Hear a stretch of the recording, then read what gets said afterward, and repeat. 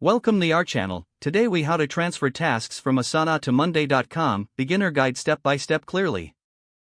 Start by logging into your Asana account.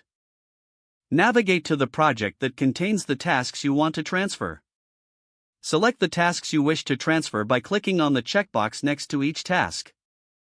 Look for the export option in the drop-down menu. Choose the format suitable for export, such as CSV. Open the exported CSV file using a spreadsheet application, like Microsoft Excel or Google Sheets. Review the tasks to ensure all necessary information is included. Make any necessary edits or adjustments to the CSV file. Next, log into your Monday.com account. Create a new board or select an existing board where you want to import the tasks.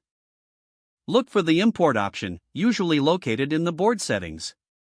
Select the CSV option for importing data. Upload the edited CSV file from your computer. Map the fields in the CSV to the corresponding columns in your Monday.com board. Review and confirm the mapping to make sure everything aligns correctly. Click the Import button to start the transferring process. Wait for the import to complete. This may take a moment depending on the number of tasks. Once completed, review your Monday.com board to ensure all tasks have been transferred accurately. Make any additional adjustments to the tasks as needed in Monday.com. You have successfully transferred tasks from Asana to Monday.com.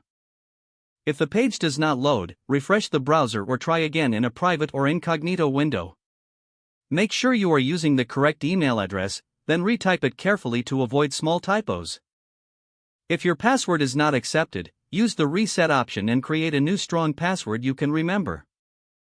Check your spam folder for verification or security emails, then complete any requested confirmation steps. Enable two-factor authentication if available to improve account security and reduce unauthorized access risk. After signing in, review your profile details so your contact information and settings are accurate and current.